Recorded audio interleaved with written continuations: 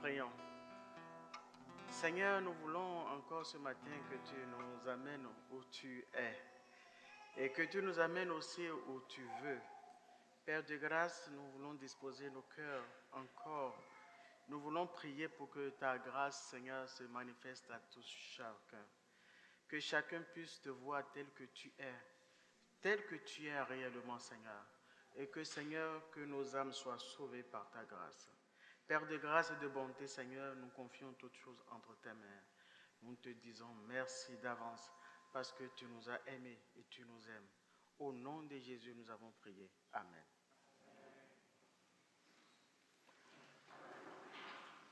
Bonjour bien-aimés. Que le nom du Seigneur soit béni encore ce matin.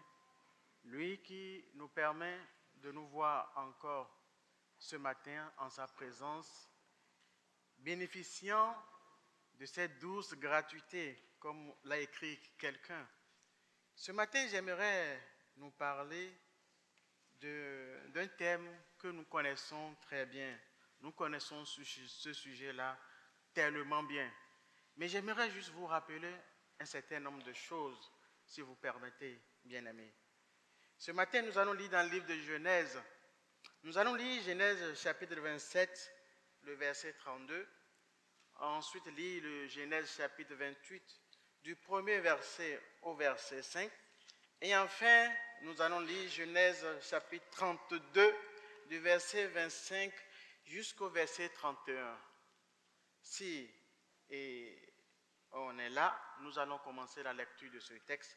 Donc, Genèse 27, verset 32, il est écrit ceci.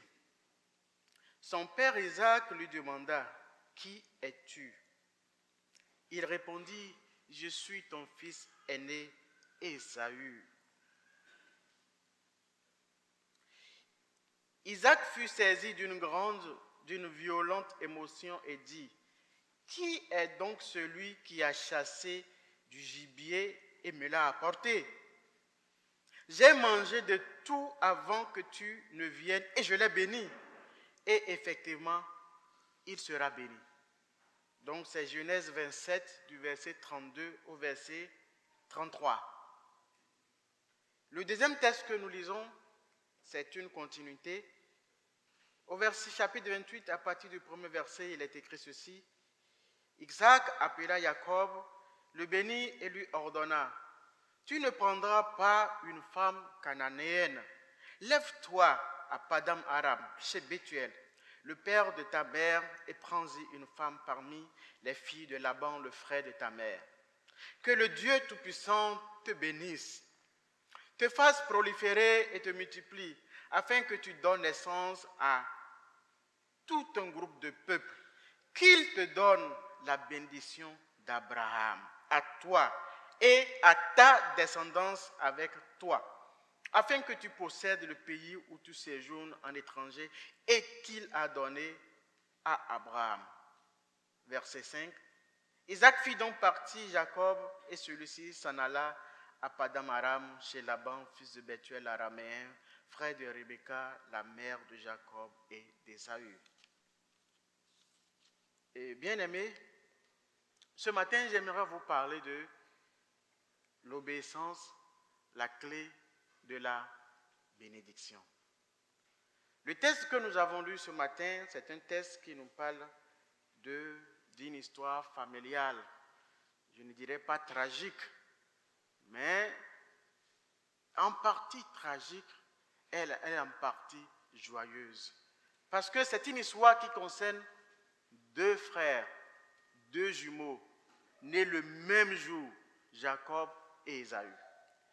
Et dans ce texte que nous sommes en train de voir, nous avons vu déjà l'introduction dans ce chapitre 27 à partir du verset 32, on a vu les personnages dont nous parle le texte, à savoir qu'on nous parle d'Isaac, on nous a parlé ensuite d'Ésaü, on nous a parlé de Jacob. Qui est Isaac? Qui est Jacob? Qui est Ésaü? Pour répondre à cette question, il nous faut nous rappeler un peu leur histoire et leur ascendant, leur célèbre ascendant qui s'appelait Abraham.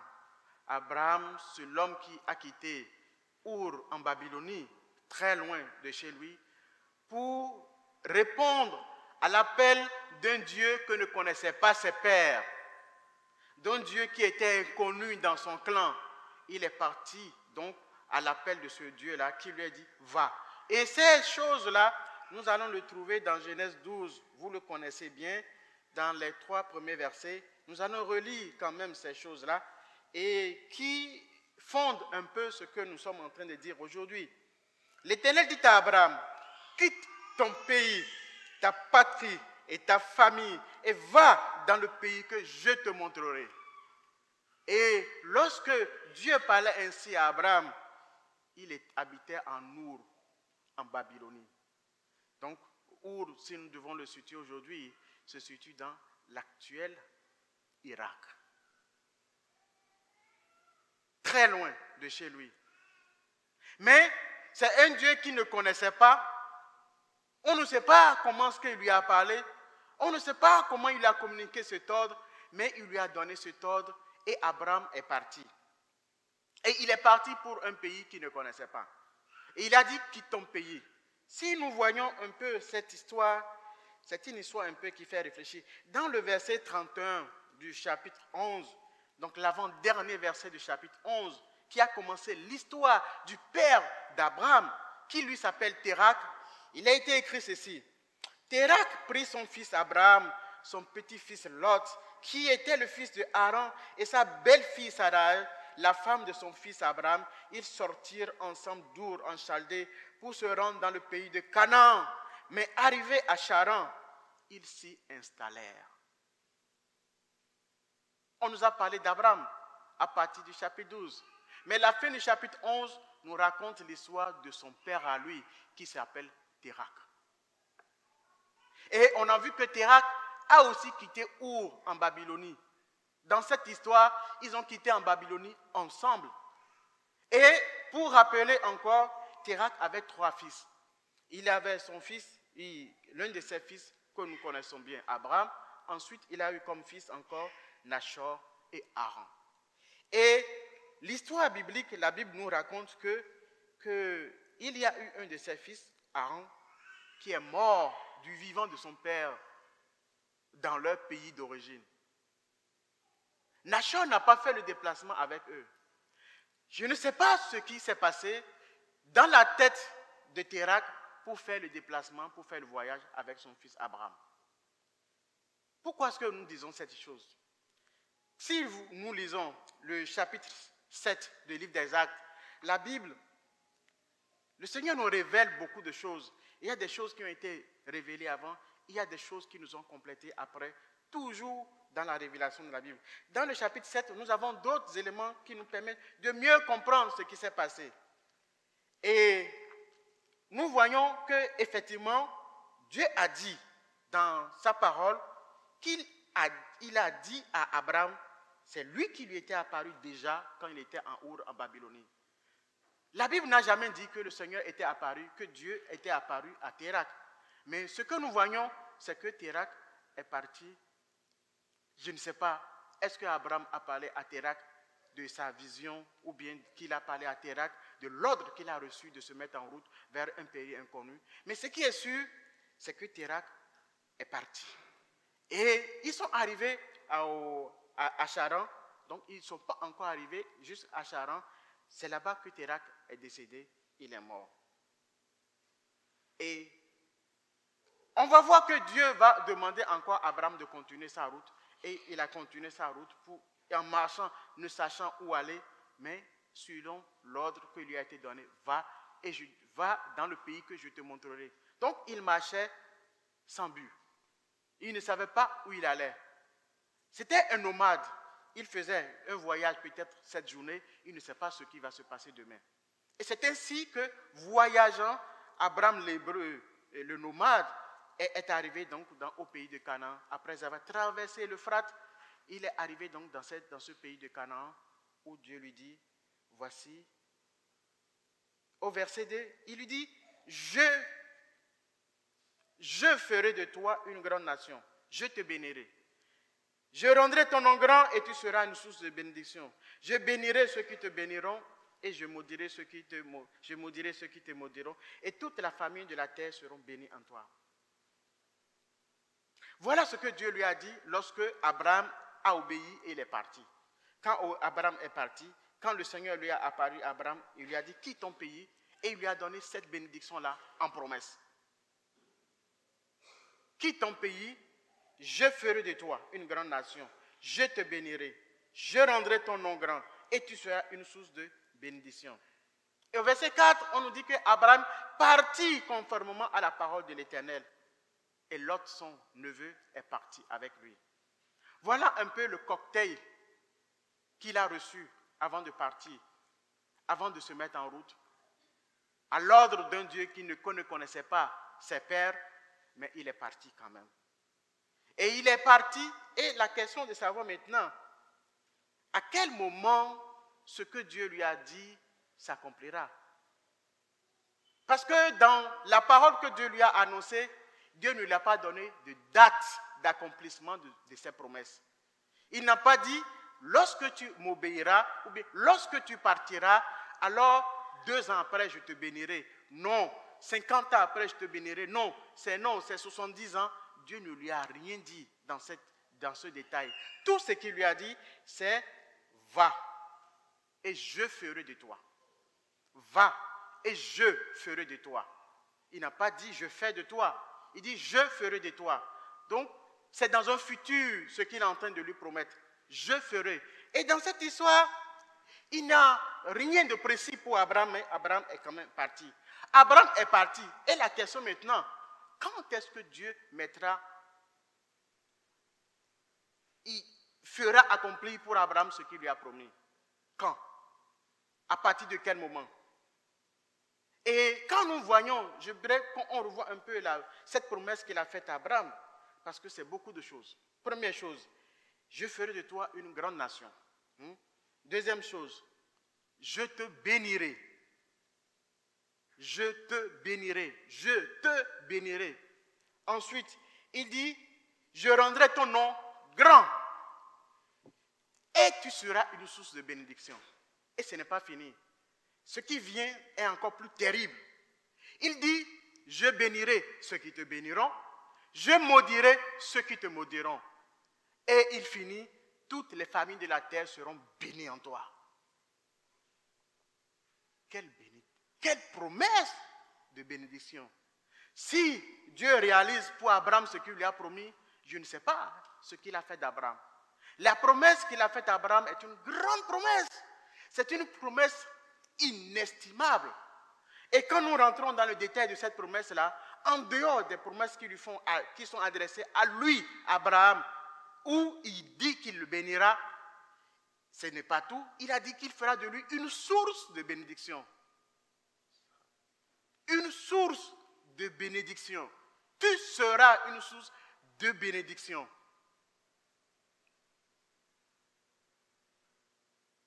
Ceux qui te maudiront seront maudits. Attention, hein? Ceux qui te béniront seront bénis. Il suffit que tu sois intelligent pour bénir Abraham, toi aussi tu es béni. C'est ce que ça veut dire.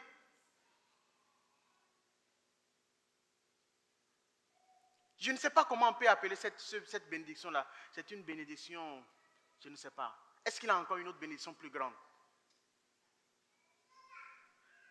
Si nous rentrons dans le détail de cette bénédiction, nous verrons que Dieu a fait d'Abraham une tête de tout. C'est un passage obligé par quiconque. Si tu veux être béni, il faut bénir Abraham. Si tu cherches la malédiction, va aussi maudire Abraham. C'est ce que Dieu a dit. Et Dieu n'a pas dit à Abraham, quand est-ce qu'il va mettre en exécution cette promesse? Il dit, je te bénirai.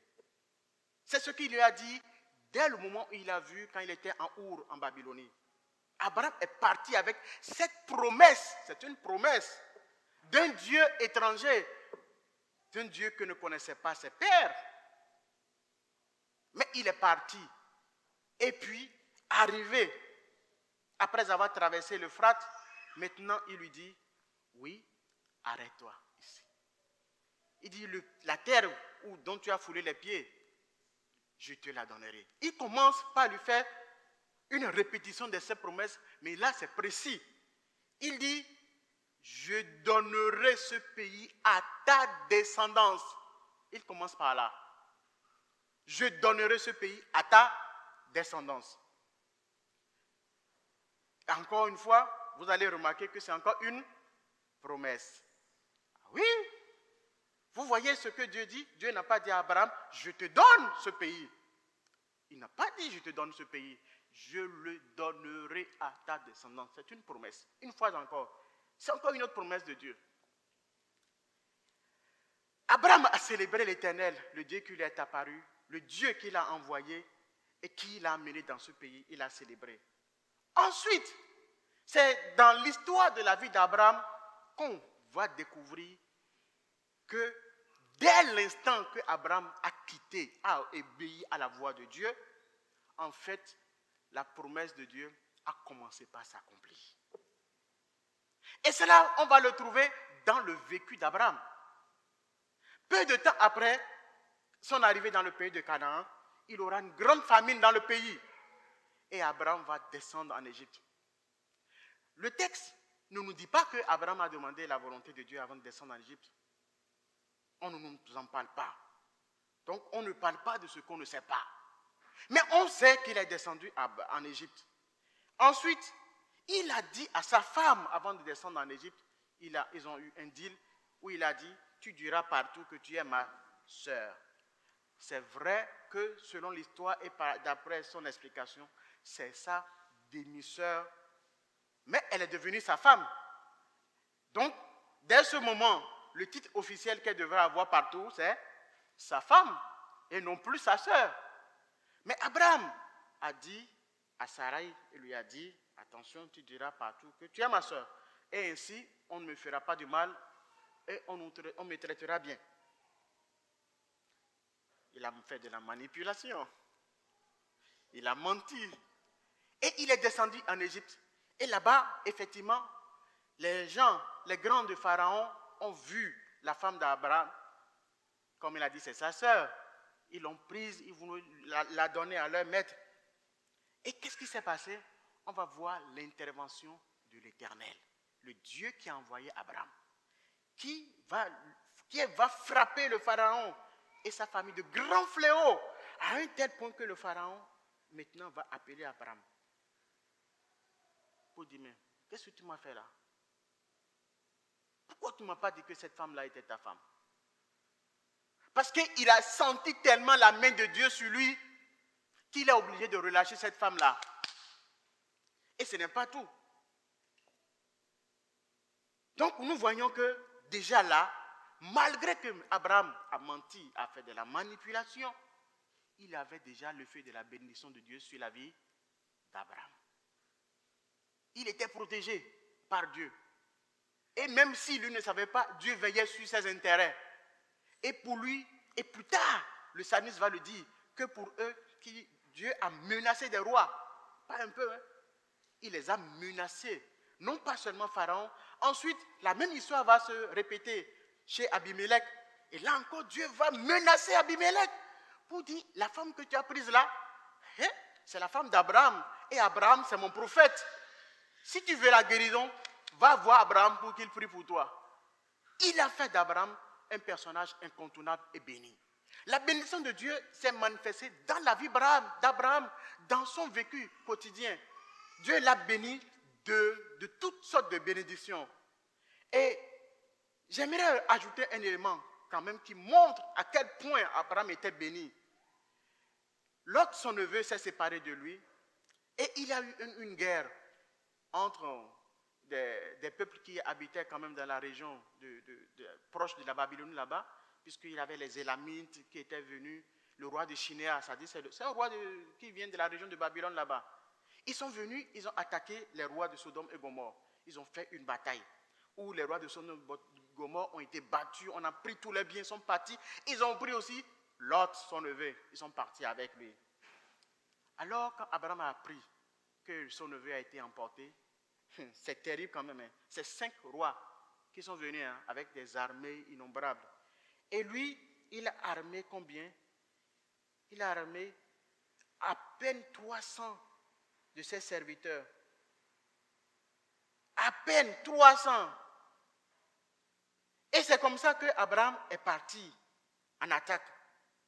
Il les a poursuivis. Vous imaginez? Il faut avoir du courage pour le faire. 318 de ces hommes.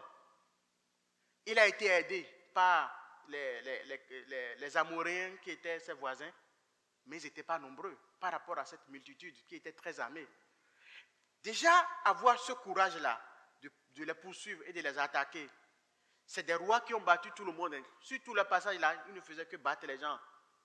Et eux, et lui, avec 318 de ses serviteurs, a osé les poursuivre. Et effectivement, Abraham a été victorieux. Il est parti, il les a battus à plat de couture. Il a libéré tous les prisonniers. Ça, c'est le signe de la bénédiction divine. Qui était sur lui? C'est la bénédiction divine qui permet à une personne de vaincre 10 adversaires. À quelqu'un de pouvoir tenir dans le désert. Ça, c'est le signe de la bénédiction de Dieu. Lorsque Dieu est avec quelqu'un, lorsque la bénédiction de Dieu est avec quelqu'un, il fait des choses incroyables. Il fait des choses impossibles. Là où tout le monde échoue, lui réussit. Là où les gens meurent, lui, il survit. Parce que la bénédiction de Dieu était avec lui. Et effectivement, on a vu que la bénédiction de Dieu était sur Abraham. Ensuite, après, à chaque fois, Dieu apparaît encore à Abraham pour dire, il renouvelle son alliance. Il dit, je te bénirai, Abraham. Je te bénirai, Abraham. Là encore, vous voyez, on voit déjà les signes de la bénédiction de Dieu. Mais Dieu utilise toujours ces mots-là au futur pour Abraham. Il dit encore, je te bénirai, Abraham. Et si ce qu'il lui a donné là, ce n'est pas la bénédiction là, ce qui reste, c'est quoi? Mais il dit, je te bénirai. Et où est-ce que c'est arrivé à son summum? Dieu lui a donné un fils. Il n'avait pas de fils. Dieu lui a donné un fils. Je passe de tout ça là.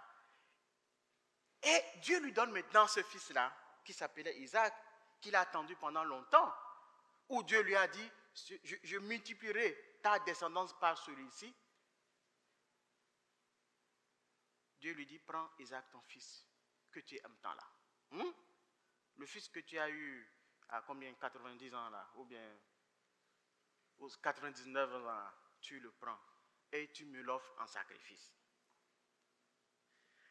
Abraham n'a pas eu peur.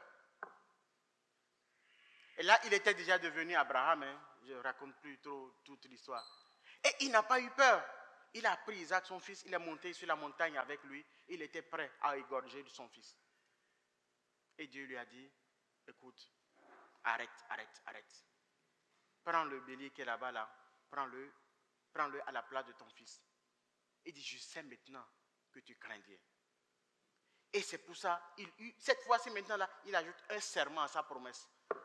Il dit, je te bénirai Abraham. Je te bénirai Abraham. Je te bénirai. Je le jure par moi-même, je te bénirai. Et plus tard, l'auteur du livre aux Hébreux va dire que Dieu n'a pas trouvé plus grand que lui. Sinon, il aurait juré par lui. Donc, il ne pouvait jurer que par lui-même. Et c'est pour ça qu'il a juré encore par lui-même pour dire, oui, je te bénirai Abraham. Je te bénirai.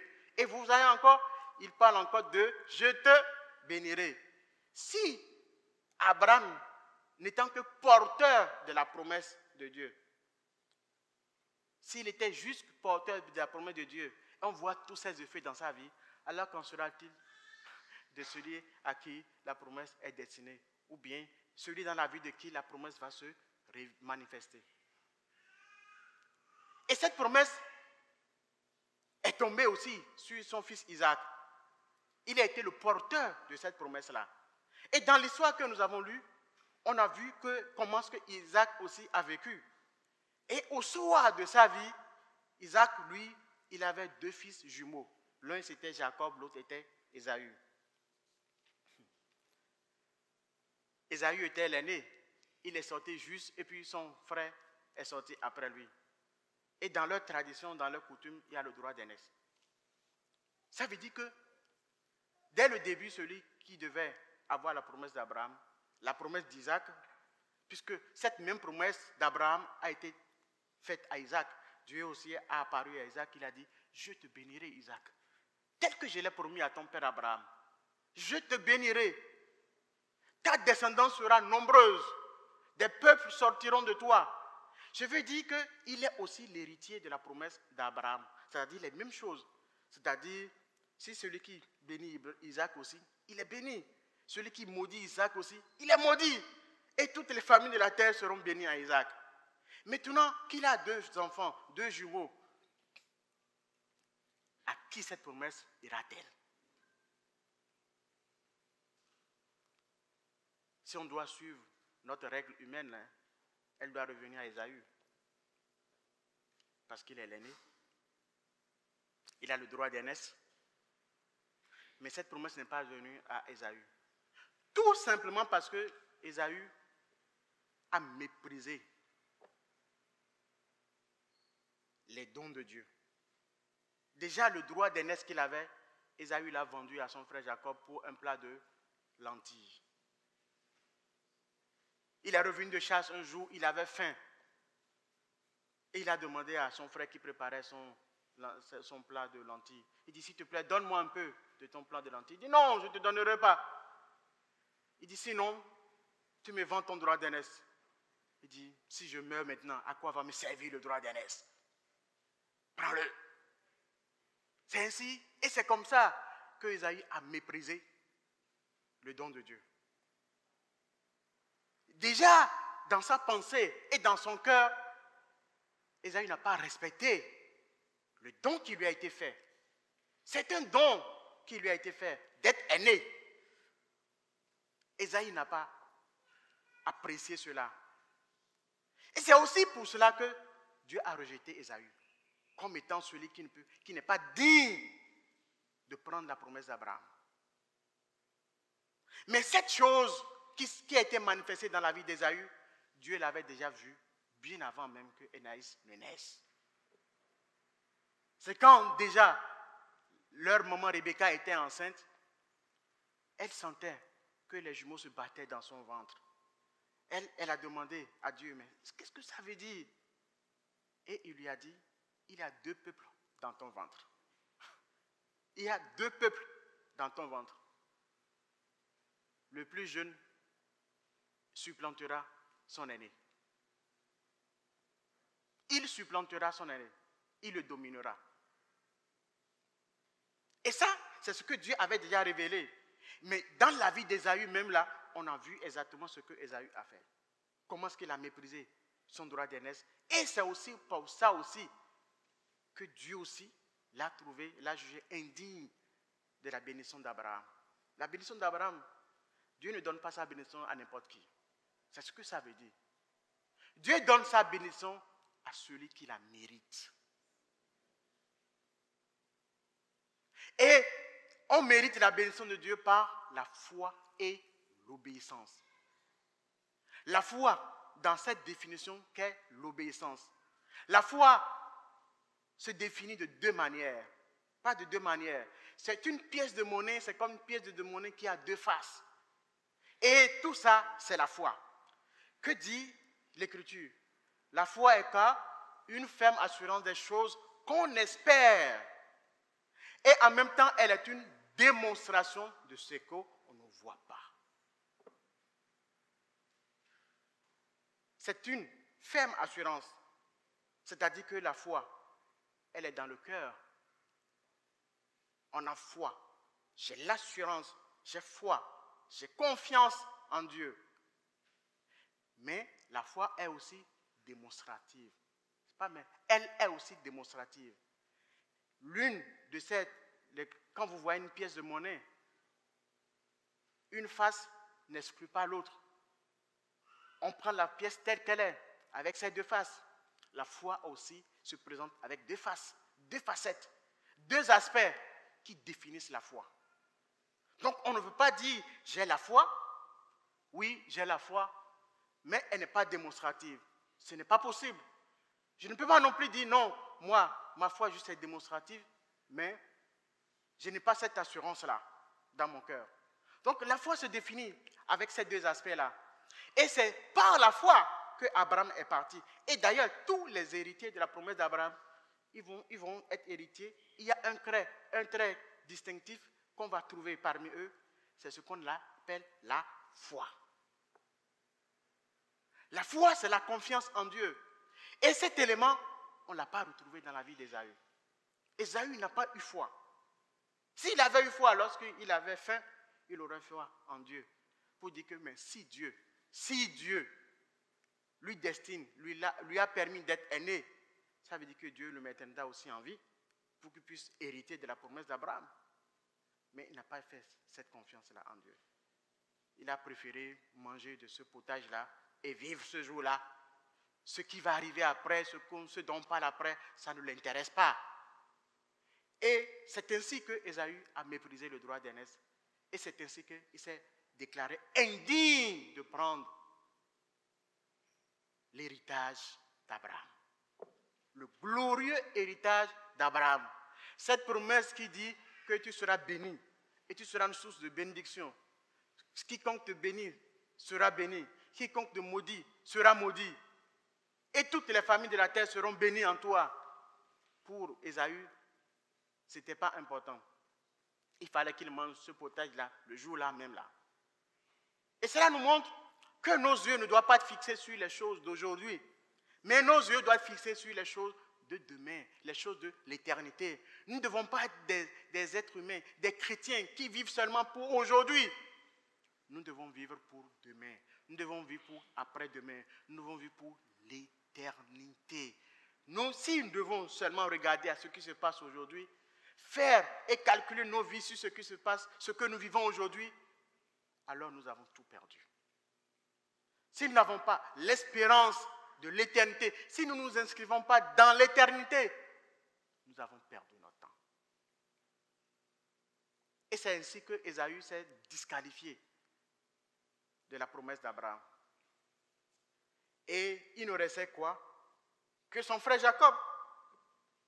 Et Jacob, il a essayé de tricher. Il a triché. Il s'est fait passer pour son père, son frère Ésaü, parce que Isaac, lui, voulait bénir Ésaü, parce qu'il aime Ésaü. Il est attaché plus à Ésaü qu'à Jacob. Et lui, il a décidé donc de transférer la bénédiction de son père Abraham à son fils Ésaü. Il a fait son choix. Isaac a fait son choix. Rebecca a fait son choix. Lui, elle aime plus Jacob. Vous voyez? Oh, que Dieu nous aide à ne pas juger avec les regards humains, à ne pas juger à l'apparence, à ne pas faire nos choix selon nos sensibilités. Nous sommes des amis. Oui, mais nous devons juger selon ce que Dieu veut. Isaac n'a pas cherché la volonté de Dieu dans cette histoire. Et dès le départ, Dieu avait déjà donné la prophétie pour dire quoi? Que c'est Jacob, celui qui aura la bénédiction d'Abraham. Mais Isaac n'a pas tenu compte de ça. Tout ce qui était important pour lui, c'était de transférer cette bénédiction-là au fils qu'il préférait, à savoir Ésaü. Sans tenir compte de la volonté de Dieu, ni du discernement de la volonté de Dieu. Bien-aimés, nous devons apprendre à discerner la volonté de Dieu. Nous devons demander que Dieu nous aide dans le discernement de sa volonté, afin que nous puissions faire ce qu'il veut, et non pas faire les choses selon notre compréhension. Et c'est ainsi que Isaac a décidé de donner la bénédiction à Jacob. Rebecca, ayant appris que Isaac voulait donner la bénédiction à Ésaü, et ce dernier était parti chercher du gibier, préparé pour que son père mange, en fait, après pour le bénir, il a appelé son fils Jacob et dit: Jacob, viens. Tu vas me chercher des bêtes dans le troupeau. je vais préparer et je vais faire un bon plat comme ton père aime. Tu vas lui servir. Il va te donner la bénédiction d'Abraham. Et Jacob lui a dit, mais je ne suis pas physiquement, je ne suis pas velu comme Ésaü.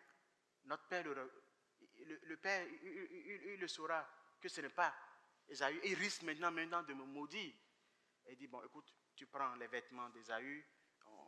Ils lui ont mis des poils là. Ils ont tout fait des artifices pour qu'il paraisse Ésaü. Or, Isaac était aveugle, donc il ne voit plus. Alors quand Jacob est venu avec le repas, et il lui a dit, « Hé mon fils, tu es déjà de retour ?» Il dit, « Oui, le Seigneur ton Dieu m'a béni, j'ai trouvé vite le gibier pour te l'apporter. » Et Isaac dit, « Mais la voix est celle de Jacob, mais la peau et l'odeur sont celles d'Ésaü. » Et maintenant, il livre la bénédiction. Et après avoir mangé, il dit, « Oh, sois béni mon fils. » Il lui a donné toute la bénédiction. Tout.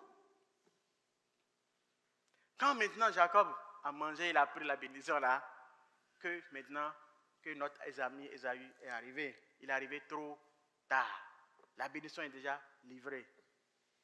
Et il vient maintenant, et c'est le premier texte que nous avons lu, où il est venu pour dire, mais qui es-tu? Je suis ton fils aîné Ésaü. Ah! Et là Isaac fut saisi d'une violente émotion et dit, qui est donc celui qui a chassé du gibier et me l'a apporté? J'ai mangé de tout avant que tu ne viennes et je l'ai béni.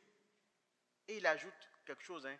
Effectivement, il sera béni. Je l'ai béni et effectivement, il sera béni. Oh là là. Donc Isaac a compris que Jacob était venu, hein, que c'est lui qui a pris la bénédiction. Bien sûr, il a compris. Maintenant, il va faire maintenant officiellement ce que Dieu voulait dans sa volonté. Cette fois-ci, il va appeler maintenant son fils Jacob. Officiellement. Maintenant, et c'est ce texte que nous avons lu. Il dit, tu ne prendras point de femme cananéenne. Lève-toi, va chez ton oncle Bethuel. Et verset 3, maintenant, il livre de lui-même toute la bénédiction à Jacob. Il dit que le Dieu Tout-Puissant te bénisse, te fasse proliférer et te multiplie, afin que tu donnes naissance à tout un groupe de peuples, qu'il te donne la bénédiction d'Abraham. Ouais, on ne lutte pas avec Dieu. Hein. Isaac a lutté avec Dieu. Il a lutté. Il a fini par faire ce que Dieu voulait qu'il fasse. Il a obtenu la bénédiction d'Abraham. C'est comme ça que la promesse est tombée sur Jacob. Et d'ailleurs, quand Dieu se présente à Jacob, il lui dit, quand il s'enfuyait, il lui a dit, je suis le Dieu d'Abraham et d'Isaac.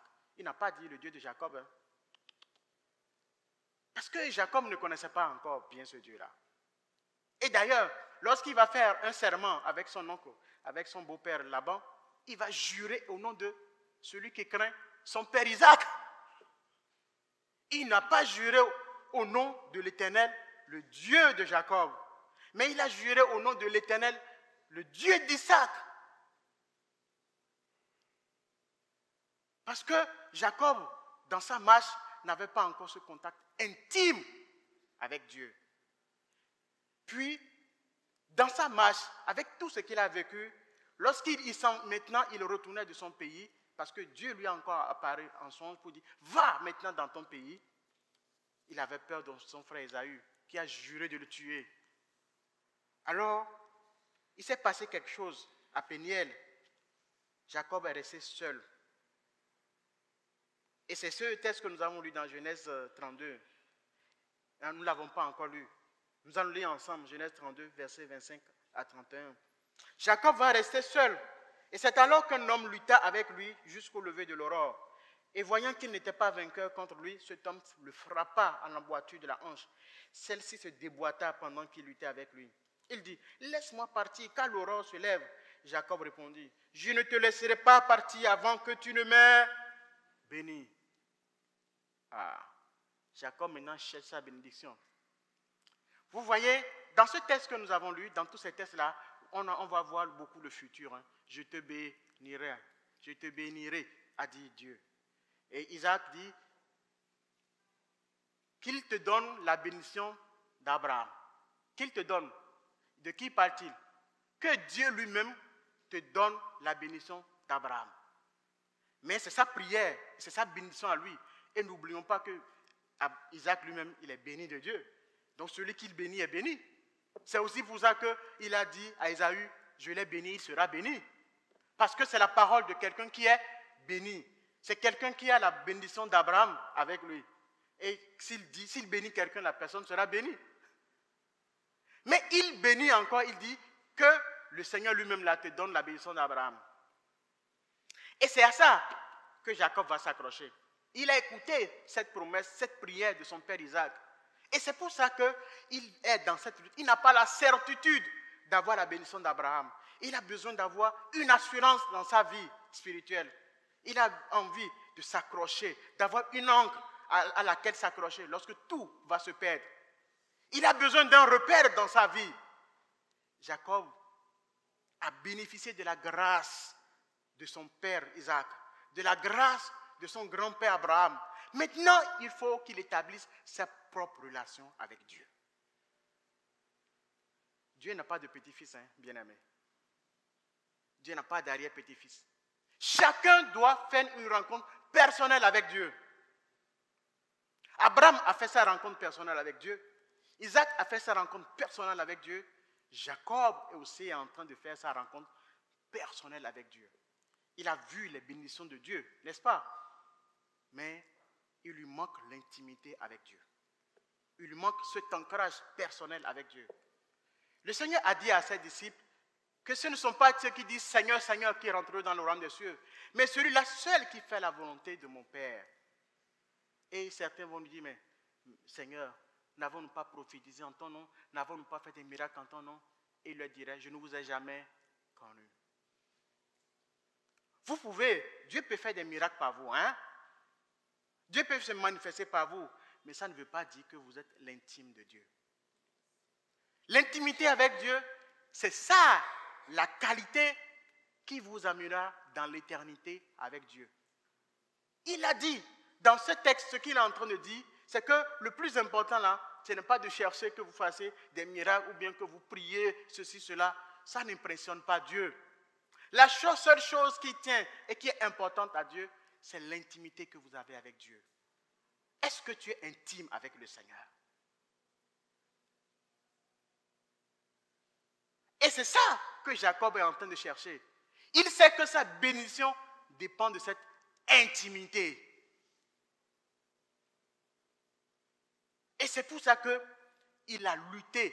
Je ne sais pas ce qu'il a senti dans son cœur, mais il a senti qu'il fallait qu'il lutte cette nuit-là. Il faut qu'il arrache sa bénédiction.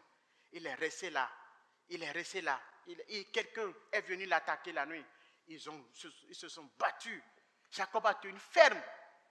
Et la personne avec qui il se battait, la personne lui dit, mais laisse-moi partir. Et il dit, je ne te laisserai point partir tant que tu ne me bénis. Je lis le texte. Il lui dit, laisse-moi partir, car l'aurore se lève. Jacob répondit, je ne te laisserai pas partir avant que tu ne me bénis. Comment a-t-il su que la personne avec qui il luttait est quelqu'un qui pouvait le bénir? Ça, je ne sais pas. Mais les gens qui sont bénis, ils ressentent beaucoup de choses. Ils sentent les choses. Ils ont un sens spirituel qui leur permet de sentir les réalités spirituelles. Il lui demanda, quel est ton nom? Il lui répondit, Jacob. Mais il ajouta, ton nom ne sera plus Jacob, mais tu seras appelé Israël. Car tu as lutté avec Dieu et avec les hommes et tu as été vainqueur. Jacob lui demanda, révèle-moi donc ton nom. Il lui répondit, pourquoi demandes-tu mon nom? Et il le bénit là. Et Jacob appela cet endroit Péniel, car il a compris. Il dit, voici, j'ai vu Dieu face à face et ma vie a été sauvée. Il a fait cette rencontre personnelle. Maintenant, on va voir que, et même Dieu même là va se faire appeler le Dieu d'Abraham, d'Isaac et de Jacob. Et Jacob lui-même va le témoigner à ses enfants. Oui, le Dieu, il est devenu maintenant mon Dieu. Avant, il était le Dieu de mon père Isaac. Maintenant, il est devenu mon Dieu. Et je sais, et j'ai la certitude que, étant intime avec ce Dieu, j'ai aussi la bénédiction d'Abraham avec moi. Finalement, cette bénédiction d'Abraham, elle va tomber très loin. Paul va nous expliquer plus tard à qui cette bénédiction était destinée. Il va dire que, au fait, ta descendance dont on parlait, c'était le Christ. Et le Christ est le dépositaire de cette bénédiction d'Abraham, en vérité. Et c'est lui qui a été béni par Dieu. C'est lui qui est devenu source, c'est lui qui est une source de bénédiction. C'est lui, quiconque le bénit est béni, et quiconque le maudit est maudit. Cette bénédiction-là, en vérité, elle était celle du Christ. C'est pour ça que le Seigneur parlait de « je te ». Il parlait de « je te, je te, je te ». Mais néanmoins, les porteurs de la promesse ont tous été bénis. Si vous imaginez les porteurs de la promesse et le véritable destinataire de la promesse, vous voyez, il n'y a pas commune mesure. Dieu l'a béni de toutes sortes de bénédictions. Et ce qui est bien encore aujourd'hui, c'est que tous ceux qui aujourd'hui ont une relation intime avec Dieu et qui deviennent des amis de Jésus-Christ, des gens qui sont nés par Jésus-Christ, par la foi en lui, eux aussi, aujourd'hui, ils ont tous la bénédiction d'Abraham. Cette fois-ci, en rapport avec Jésus-Christ, le véritable, lui qui est devenu la source de bénédiction, maintenant, il diffuse la bénédiction. Mon frère, attrape pour toi. Jésus est le distributeur de la bénédiction divine. Il distribue à qui veut. C'est pour ça que la Bible dit aujourd'hui, quiconque veut, mais aujourd'hui là, il devient enfant de Dieu. Ce n'est pas enfant d'Abraham, enfant de Dieu. Jésus a élevé le niveau de la bénédiction. Et c'est pour ça que dans le livre d'Éphésiens, on dit dans Éphésiens 1, verset 3, que Dieu nous a bénis de toutes sortes de bénédictions dans le céleste en Christ. Voyez, bien-aimés, ce que Dieu nous a fait. Mais pour que nous puissions demeurer dans la bénédiction de Dieu, il nous faut demeurer dans l'obéissance. Si nous ne sommes plus dans l'obéissance, nous ne pourrons pas bénéficier de la bénédiction d'Abraham. Nous ne pourrons pas bénéficier de la bénédiction dont Jésus nous donne. Nous avons besoin d'être obéissants. L'obéissance est la clé de la bénédiction. Aussi bien pour Abraham, aussi bien pour Isaac, aussi bien pour Jacob. Et pour tous les porteurs de la bénédiction. Je n'ai pas cité David. David aussi, la bénédiction était tombée sur lui. Je n'ai pas parlé parce que je ne veux pas trop parler. Mais tous les porteurs de la bénédiction ont été bénis sans commune mesure. Nous devons demeurer dans l'obéissance pour bénéficier de la bénédiction. Il ne suffit pas pour nous pour dire, nous avons la bénédiction d'Abraham pour faire ce que nous voulons. Vous avez vu le parcours d'Abraham. Dieu a dit, je te bénirai. La bénédiction de Dieu est de deux niveaux. C'est ce qu'on appelle le déjà là et le pas encore. C'est-à-dire que nous sommes bénis, mais nous n'avons pas été finis d'être bénis.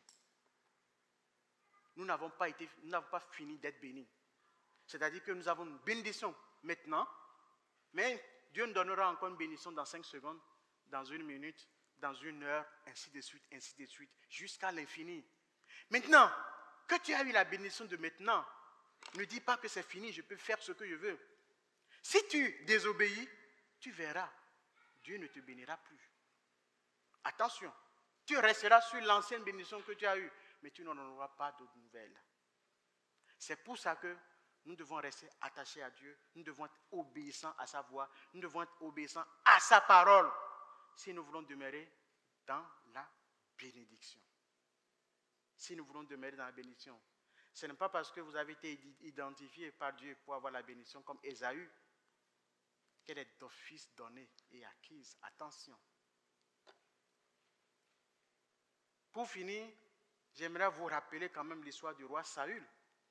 Lui aussi, il a été oint Il a été oint. Il a reçu l'onction royale. Et cela s'est manifesté avec puissance. Saül a prophétisé. À un tel point qu'il est écrit, Saül aussi fait-il partie des enfants de prophètes? Mais lorsqu'il a désobéi à Dieu, Dieu lui a retiré sa béné. Et Samuel lui a donné une grande leçon que nous voulons, je voudrais que nous puissions garder. Que l'obéissance vaut mieux que les sacrifices. Sacrifice là, c'est quoi? C'est que je vais demander pardon à Dieu. C'est ça, hein? C'est ça. Je vais demander pardon à Dieu et Dieu va me pardonner. Samuel a dit que l'obéissance à la parole de Dieu vaut mieux que les sacrifices. Et c'est important pour nous de garder ces choses-là. Nous allons lire quand même ce texte-là pour... Ça va être un peu notre conclusion. Dans 1 Samuel 15, on va lire juste au verset 22. Samuel dit, « L'Éternel trouve-t-il autant de plaisir dans les holocaustes et les sacrifices que dans l'obéissance à sa voix? Non. L'obéissance vaut mieux que les sacrifices et l'écoute attentive vaut mieux que la graisse des béliers. Oui, la révolte est aussi coupable que la divination et la résistance au Seigneur est aussi fautive que le recours au téraphim. Puisque tu as rejeté la parole de l'Éternel, il te rejette aussi comme roi. »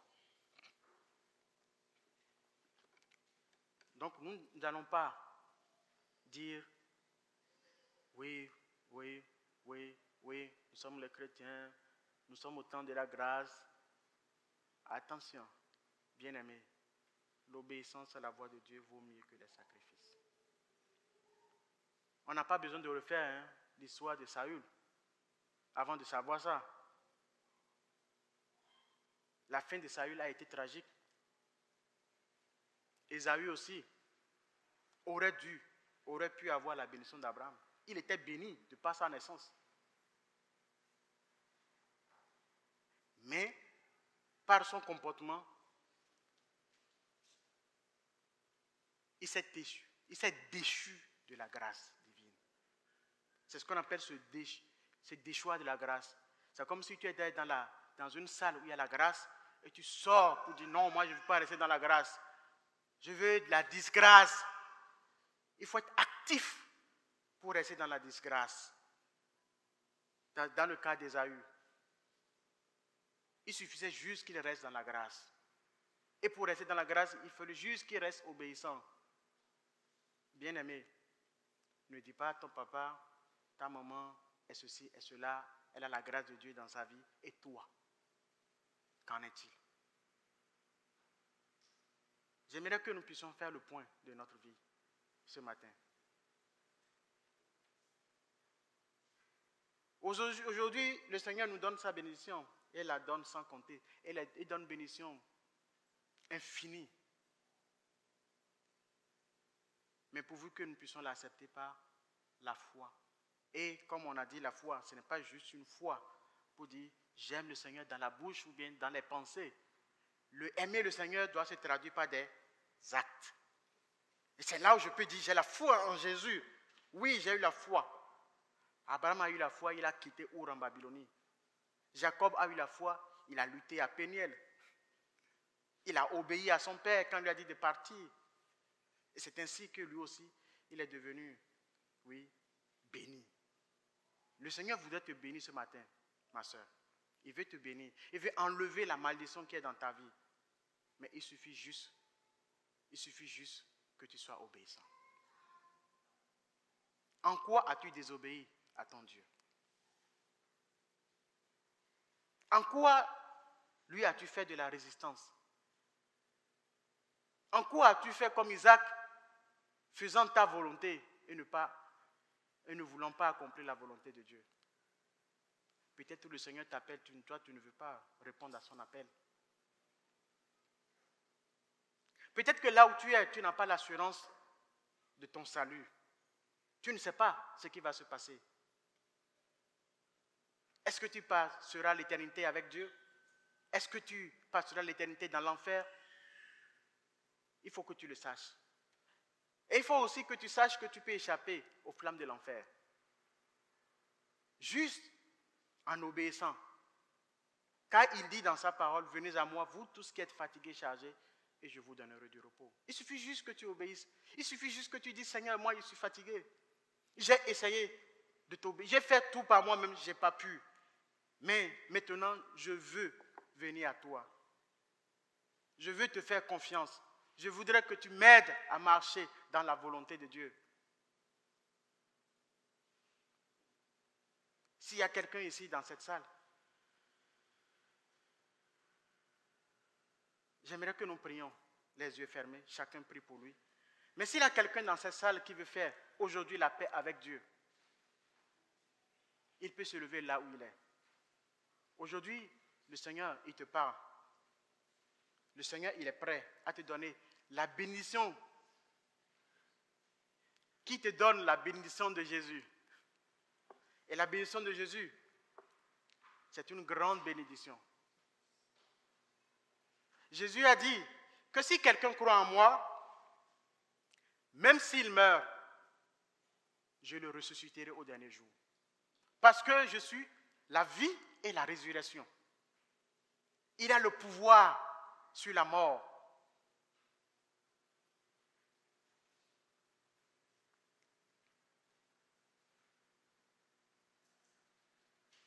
Chacun prie.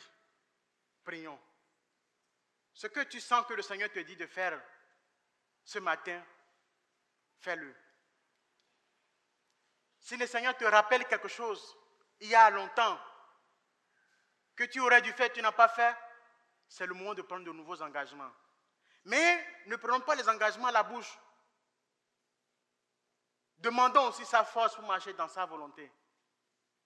Je vais prier pour quelqu'un ici qui veut donner sa vie à Jésus aujourd'hui. Il faut prier après moi pour dire, Seigneur Jésus, j'ai péché contre toi. Je reconnais ma faute. Et je reconnais mon incapacité à te plaire par ma propre force. Et aujourd'hui, je veux venir à toi. Je voudrais, Seigneur, que tu effaces ma faute et mon péché. Je voudrais que tu écrives mon nom dans le livre de vie. Je voudrais que cette bénédiction d'Abraham tombe aussi sur moi, qu'elle ruisselle dans ma vie. Au nom de Jésus, nous avons prié. Je prie ici pour tous les autres ici. Et je prie que le Seigneur renouvelle la vie de tous ceux qui ont besoin de grâce encore ce matin. Je prie que le Seigneur nous bénisse. Que le Seigneur nous donne de lui obéir, de ne pas résister quand il nous parle. De corriger les choses que nous devons corriger par sa grâce. Nous avons prié au nom de Jésus. Amen. Calvin, let's go.